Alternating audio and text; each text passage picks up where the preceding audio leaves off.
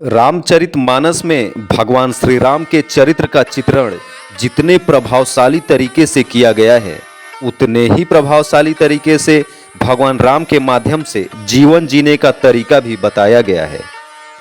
रामचरितमानस में मनुष्य को बताया गया है कि जीवन को सफल और सुखी बनाना है तो राम को भजने के साथ ही सांसारिक व्यवहार का भी रखे ध्यान। नाथ दैव कर कौन भरोसा, सोसिय सिंधु करियमन रोसा, कादर मन कहु एक अधारा, दय दय आलसी पुकारा।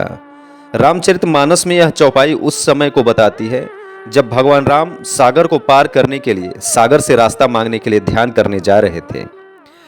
लक्ष्मण जी ने तब भगवान राम को उनकी शक्ति और क्षमता को याद दिलाते हुए कहा था कि आप इतने शक्तिशाली हैं कि एक बाण में समुद्र को सुखा सकते हैं, फिर सागर से अनुनय विनय क्यों? भगवान राम यह सब जानते थे, लेकिन फिर भी इन्होंने शक्ति से पहले शांति से परिस्थिति को हल करने का प्रयास किया और बताया कि शक्तिशाली को संयमी होना भी जरूरी है। आप अपने भरोसे पर काम कीजिए, ईश्वर स्वयं आपकी सहायता करेंगे। बोले बिहसी महेश तब, ज्ञानी मूढ़ न कोय, जेहि जस रघुपति कर ही, तब सो जब सो तस्त तेहि छन होय।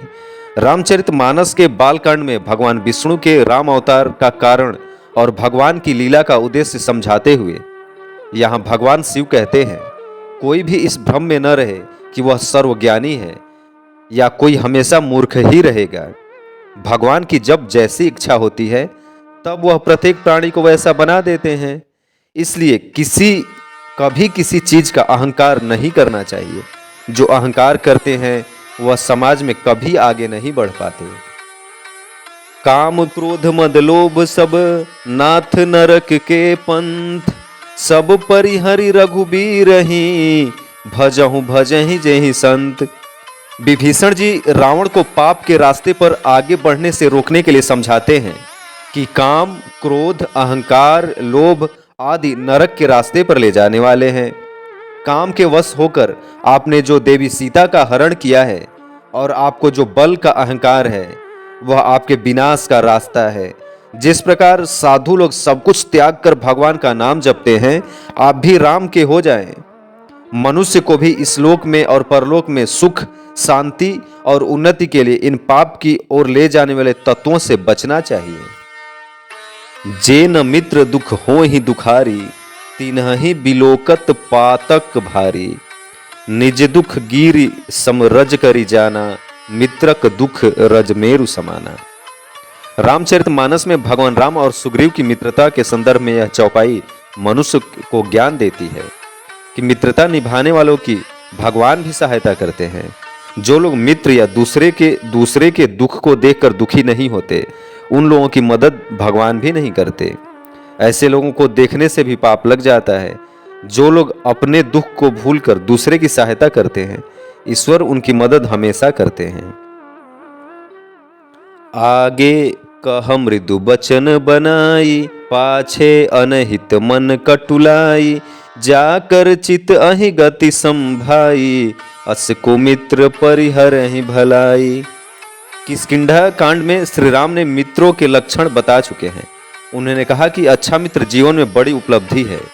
चौपाई में लिखा है कि जो सामने तो कोमल वचन कहता है और पीठ पीछे बुराई करता है, ऐसे लोगों से हमेशा दूरी बनाकर रखना चाहिए, क्योंकि ये स्वार्थी होते हैं। भगवान राम ने अपने भाई लक्ष्मण से कहते हैं कि हे भाई, जिसका मन सांप की चाल के समान टेढ़ा है, ऐसा कुमित्र को त्यागने में ही भलाई है। सच्चा मित्र हमेशा स्पष्ट बात करता है। सच्चा मित्र आपको सही राय देता है। मित्रता में एक दूसरे के प्रति हृदय खुला होना चाहिए। मोह सकल व्याधिन कर मूला, तिन्हते पुण्य उपजहि बहुसूला, काम बात कफ लोभ अपारा, क्रोध पीत नित छाती जारा। सब रोगों की जड़ मोह है। इस व्याधि से फिर और बहुत से शूल उत्पन्न होते हैं, जैसे काम, वात, लोभ, कफ और क्रोध पित्त है जो सदा छाती जलाता रहता है। ऐसे लोग जीवन में कुछ नहीं कर पाते। हमेशा आगे बढ़ने के लिए इन चीजों को त्यागना जरूरी होता है। नहीं दरिद्र सम दुख जग माही, संत मिलन सम सुख जग नाही। पर उपकार बचन मन काया, संत सहज स्वभाव खगराया। जगत में दरिद्रता यानी गरीबी के समान कोई दुख नहीं है, तथा संतों के मिलने के समान जगत में कोई सुख नहीं है, क्योंकि मन, वचन और शरीर से परोपकार करना ही संतों का सहज स्वभाव है। महान संत आपको अच्छे विचार देते हैं, जिससे आप समाज की भलाई के लिए काम कर सकते हैं। सुनहु भरत भावी प्रबल, बिलखि कहेहु मुनिनाथ। हानि लाभ जीवन मरण, यस अपयस विधि हाथ। भले ही लाभ हानि जीवन मरण ईश्वर के हाथ में हो, लेकिन हानि के बाद हम हार मानकर बैठे नहीं, ये हमारे हाथ नहीं है। लाभ को हम शुभ लाभ में परिवर्तित कर लें, यह भी जीव के ही अधिकार क्षेत्र में आता है। जीवन जितना भी मिले उसे हम कैसे जिए, यह सिर्फ जीव अर्थात हम ही तय करते हैं। मगर मरण अगर प्रभु के हाथ है, तो उस परमात्मा का स्मरण हमारे हाथ में है। अपि च स्वर्णमयी लंका, लक्ष्मण में न रोचते। जननी जन्मभूमिश्च स्वर्गादपि गरीयसी। भगवान राम छोटे भाई लक्ष्मण से कहते हैं कि पूरी लंका नगरी ऊपर से नीचे तक सोने से मढ़ी हुई है, फिर भी हे लक्ष्मण, यह मुझे जरा भी अच्छी नहीं लग रही। मेरे लिए तो माँ और जन्मभूमि स्वर्ग से भी अधिक मूल्यवान है।